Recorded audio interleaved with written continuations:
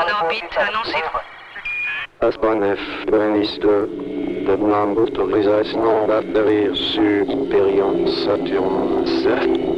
Autorisation accordée. Commencez immédiatement votre approche. Message reçu.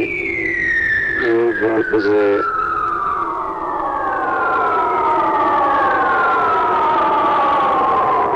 Tout commença il y a 20 ans. C'est-à-dire pour moi il y a 2 heures. J'étais alors dans un état indéfinissable dont seul un vieux mot du langage des poètes peut rendre la saveur, le spleen. Les premiers hommes volants avaient su franchir le mur du son et le mur de la chaleur. Les premiers cosmonautes, il y a des siècles, après avoir sauté de planète en planète, s'étaient heurtés aux parois de la plus vaste cage de toute l'histoire de l'humanité. Au-delà du mur de la lumière, des millions de mondes inconnus palpitaient faiblement, inaccessibles.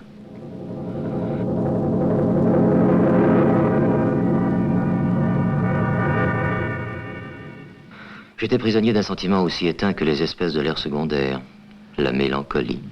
J'avais tout vu, tout connu. Je vivais dans un astronef privé somptueux comme un musée. La gloire et la fortune m'avaient souri, me laissant par extrême bienveillance le prestige du poète.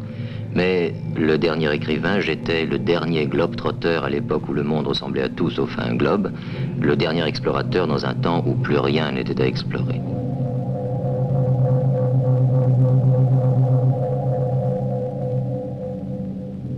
J'aurais pu tout faire. J'avais le meilleur robot astrogateur pour conduire ma nef. Et pour armer ma connaissance, la plus belle batterie de cerveaux supplémentaires. Robot sociologue, robot linguiste, robot physicien, sans oublier mon robot sémanticien, coordinateur et grand maître des synthèses. J'avais même inventé la machine à combattre la plus ancienne malédiction de l'espèce humaine, le malheur d'aimer sans être aimé. Je lui avais donné un nom, Leporella. Principe fort simple, on fournit un maximum d'informations sur l'objet aimé, infatigable, infaillible, Leporella rend en réponse d'infaillibles et infatigables conseils pour séduire, conquérir et posséder. Ce bonheur n'avait qu'un goût d'amertume. J'en étais là de mes réflexions moroses quand mon robot facteur entra avec les journaux qu'il disposa dans le lecteur en vitesse accélérée.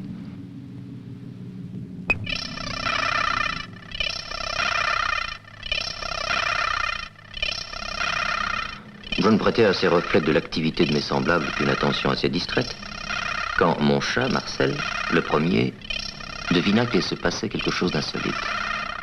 Je remis le robot lecteur sur la vitesse de lecture attentive. Un petit inventeur, dont j'aurais cru l'espèce disparue, avait bricolé tout seul le premier grand défi au postulat d'Einstein et de Langevin. Il avait mis au point un moteur qui permettait de se propulser des milliers de fois plus vite que la lumière. Ainsi, miraculeusement, s'entr'ouvrait la porte de la cage. Elle se referma. Le verdict du robot astronome et du robot cartographe tomba comme un coup près. Même à cette vitesse inhumaine, le moindre voyage me prendrait 20 ans. Pas question à mon âge. Je retombais accablé sur mon divan, mes rêves en miettes. La lecture accélérée reprit. Mais les détours de la destinée sont imprévisibles. Le hasard avait mis dans le lecteur une revue médicale. Je regardais mieux. On venait de mettre au point un appareil qui pouvait maintenir n'importe quel organisme vivant pour n'importe quelle durée en animation suspendue. 20 ans désormais, cela pouvait signifier seulement 20 minutes. Un hasard imprévisible avait juxtaposé 2 phénomènes totalement étrangers. Le moteur hyperlumineux plus l'animation suspendue, c'était, et pour de bon, la porte des étoiles qui s'ouvrait. Une seule réponse possible, j'achète. Et donc, j'achetais. On me livra à domicile. Mon cœur chantait. J'adaptais à l'astronef le moteur qui devait la propulser vers les plus lointains rivages dont l'homme eût jamais rêvé. Et dans ma salle des machines, j'ai installé une divine barque de cristal, semblable à celle qui menait Osiris vers d'autres mondes pour le plus mystérieux voyage. Il n'y a pas de cadastre de l'inconnu. Je ne savais pas où j'irais. Je ne saurais jamais où j'avais été. Le moteur permettait un retour assuré après un bref séjour de quelques heures, de quelques jours peut-être. Je choisis, je ne sais pourquoi, un petit point dans la chevelure de Bérénice, une lumière minuscule qui à elle seule était un univers avec ses milliards de galaxies entraînant chacune des milliards de soleils.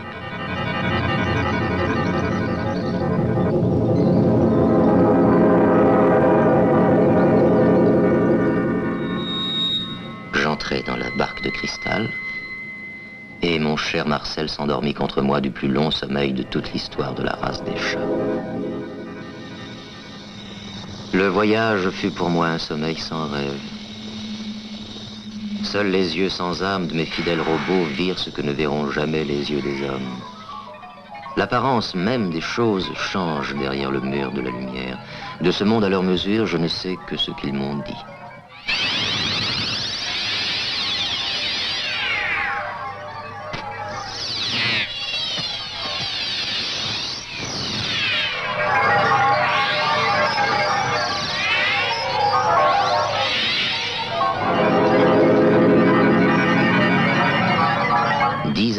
Comme 10 minutes.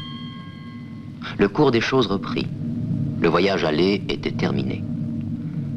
Selon mes instructions, l'astrogateur devait s'approcher d'un nouveau soleil, occupant dans une des galaxies de ce nouvel univers une place semblable à celle du nôtre dans notre propre galaxie. Autour de ce soleil naviguaient des planètes, et l'une d'elles était une petite sœur de notre Terre. Fasciné, je vis sortir du néant une autre et paradoxale image de nous-mêmes. La planète était habitée. Mes robots m'indiquèrent des traces de civilisation, la présence d'une espèce humaine. On voyait des villes, des maisons, un port spatial. Je décidai de descendre et de poser mon astronef.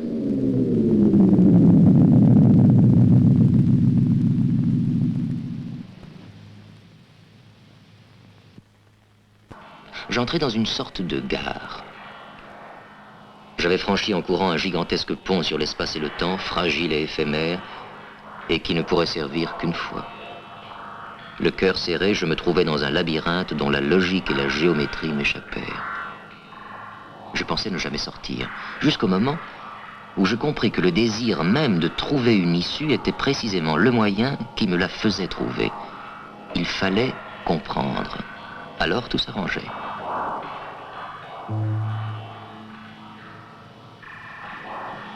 Ayant compris cette porte, je m'avançai dans de longs corridors croisant des hommes et des femmes, polis, calmes, sereins, qui feignaient de ne pas me voir pour ne pas m'incommoder de leur curiosité.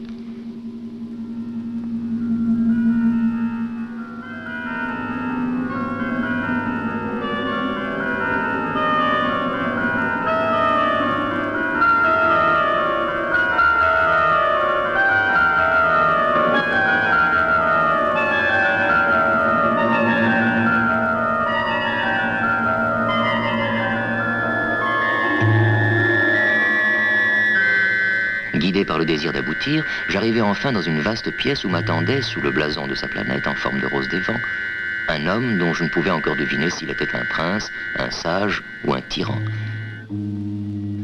Je compris que je devais prendre place. Du sol surgit donc un fauteuil. Je commençai à exposer le but de ma visite et mon origine. Mais je sentais les liens d'une subtile politesse, d'un rituel social aussi diversifié que la rose des vents. Je redoutais chacun de mes gestes, chacune de mes paroles. Le prince ne me répondit pas. Il fit seulement un geste. L'angoisse me saisit. Jusqu'au moment où je compris l'exquise courtoisie de son attitude. Ces fleurs merveilleuses étaient là pour me guider. Me trompais-je? Elles se contractaient, rougissaient. Leur couleur devenait agressive. Et quand je revenais sur le bon chemin, elles s'épanouissaient à nouveau. Ainsi, discrètement guidé, je pus lui parler sans impair et sans enfreindre un rituel que j'ignorais.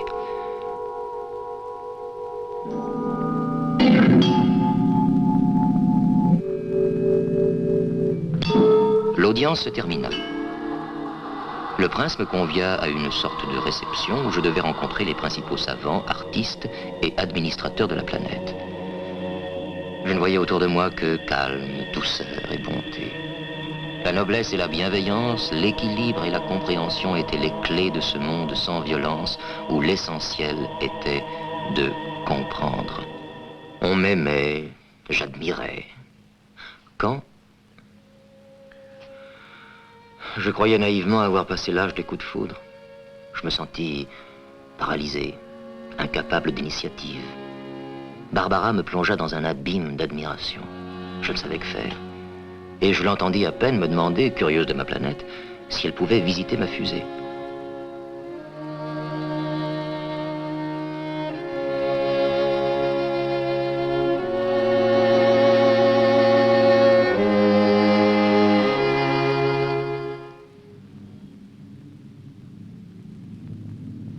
Timide, pour une fois, je fis une scrupuleuse revue de détails. J'attendais tout de sa visite. Évidemment, Leporella aussi. Sur un coup de tête, je décidai de la débrancher. Je ne voulais ne devoir qu'à moi-même mon succès éventuel. Elle vint donc. Je m'empressai. En vain. C'était la terre qu'elle en avait, pas à moi.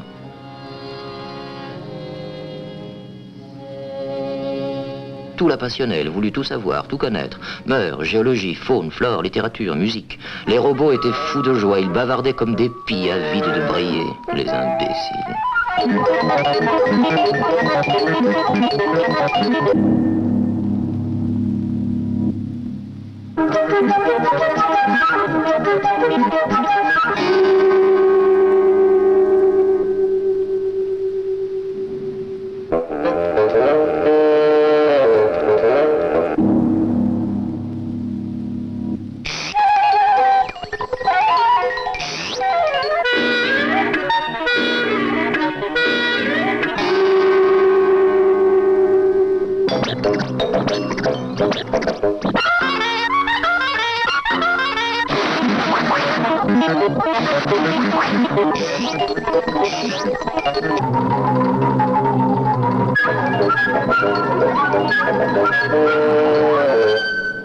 Ce fut une visite atrocement culturelle.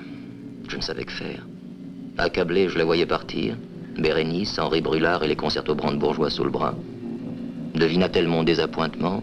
Je ne sais toujours pas. Mais de la porte, elle me proposa de lui rendre sa visite. Je compris vaguement qu'elle m'invitait. Je me précipitai, le cœur battant, comme jamais encore dans ma vie.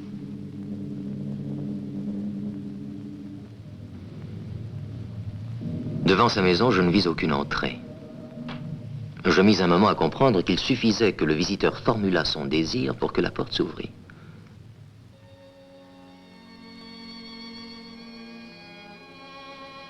Un couloir commandait 5 pièces nues et vides. Je restais confondu. Jusqu'à ce que me vint l'idée qu'il fallait peut-être que le visiteur de confiance acceptât de s'abandonner. La première pièce était sans doute l'antichambre. Je fis les gestes qui convenaient. Elle apparut. Du sol surgirent les fauteuils. Nous parlâmes. La seconde devait être une salle à manger. Du sol surgirent les sièges, une table somptueuse. La troisième, un salon de musique, ne présentait plus aucune difficulté. Je savais maintenant, pure convention. Le boudoir, qui venait en quatrième, me parut exquis. Exquise ces étapes qui menaient à la 5e pièce, qui assurément était une chambre. Je le devinais. Le lit surgit.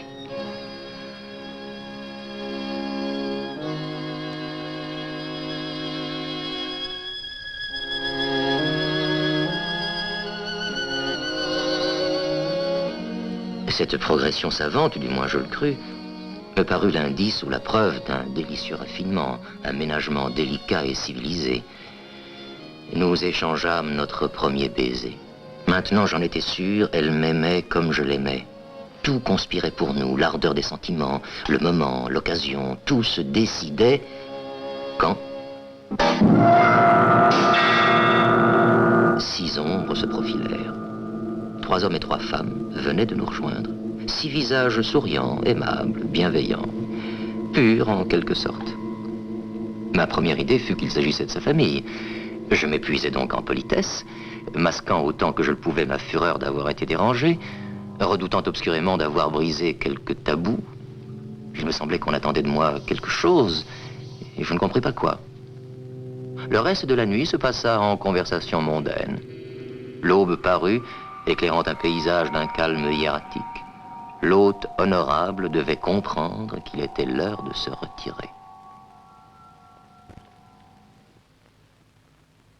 En me quittant, Barbara m'avait promis de venir me chercher. Elle avait perçu l'angoisse qui me serrait le cœur.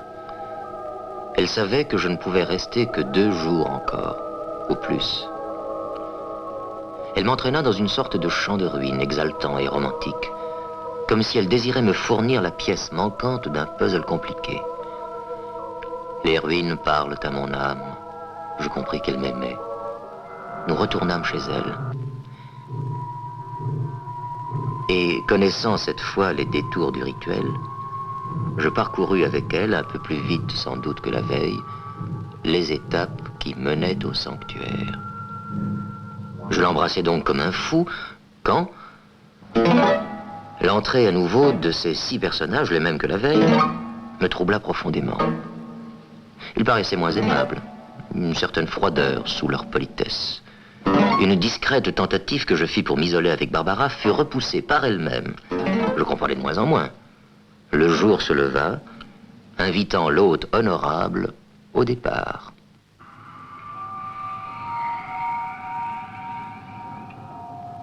Nos mondes sont si différents.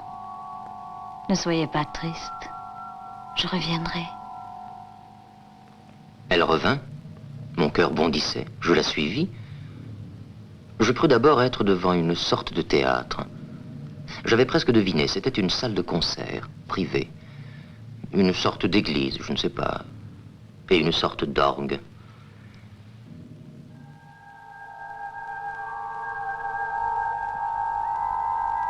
Sa musique cherchait le chemin de mon cœur sans savoir qu'elle l'avait déjà trouvé depuis longtemps. Je pensais avoir compris.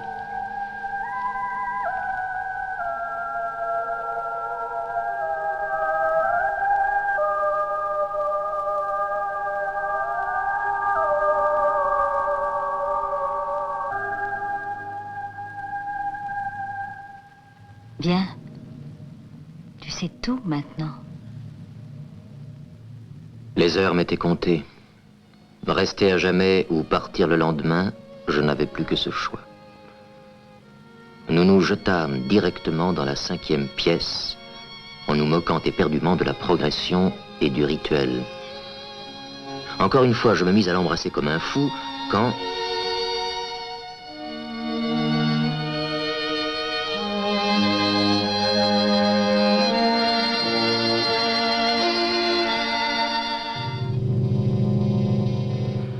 Les 6 personnages apparurent, graves et tristes. Leur détresse semblait aussi vive que la mienne.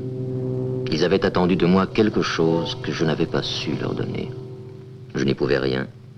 Barbara non plus. Je compris que tout était fini, irrémédiablement. Si je voulais revoir la terre, je devais partir. Je ne pourrais jamais revenir. Je ne savais même pas où j'étais. Le premier jour, tu m'as donné l'histoire de l'empereur Titus et de la reine Bérénice. Ils s'aimaient, ils se quittèrent. Nos mondes aussi sont trop différents. Je t'aime, tu m'aimes et tu me fuis. Ne m'oublie jamais, je ne t'oublierai jamais. Va maintenant. Ne te retourne pas.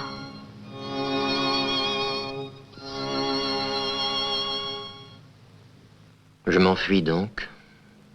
Je ne suis pas un personnage de tragédie. Un désespoir sans noblesse me tordait le cœur. Je me glissai dans ma barque de cristal comme on descend au tombeau. Je partis.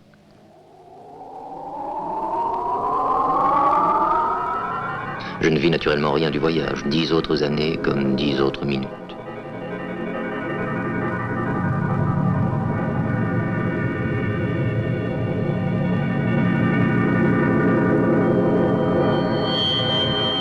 Nous émergeâmes dans notre univers familier. Je ne voulus pas revenir tout de suite sur Terre. Je gagnai Hyperion, un petit satellite de Saturne.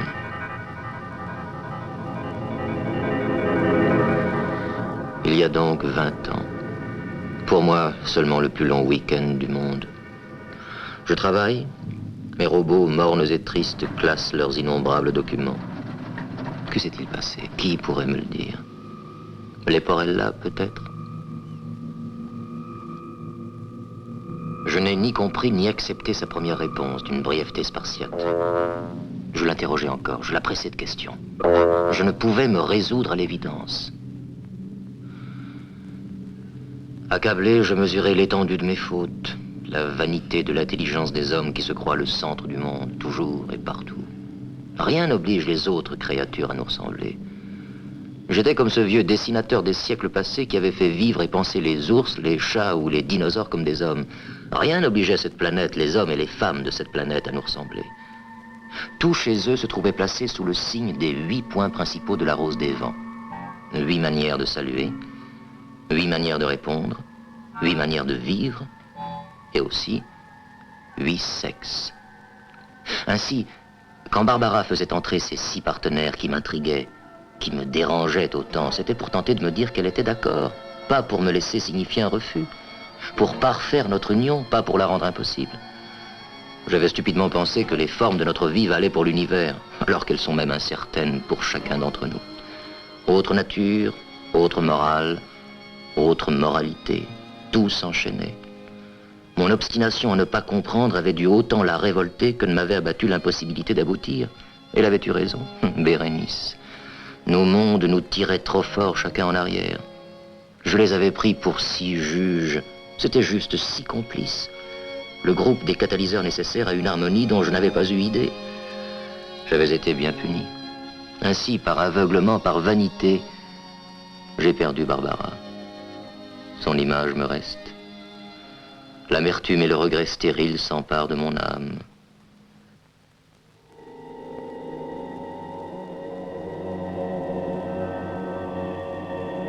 Mais si je veux vivre, si je veux survivre, je dois sortir. Même après la mort d'Hamlet, la vie continue et sonne les trompettes de Fortinbras. Chaque jour, chaque minute, 1000 créatures sublimes parcourent le monde. Je serai triste, elles seront touchées. J'ai changé, je les aimerai pour elles-mêmes, comme elles seront, gracieuses, compatissantes. Je peux encore gagner quelques batailles. J'ai une arme imparable. Au cœur, la brûlure de 1000 soleils.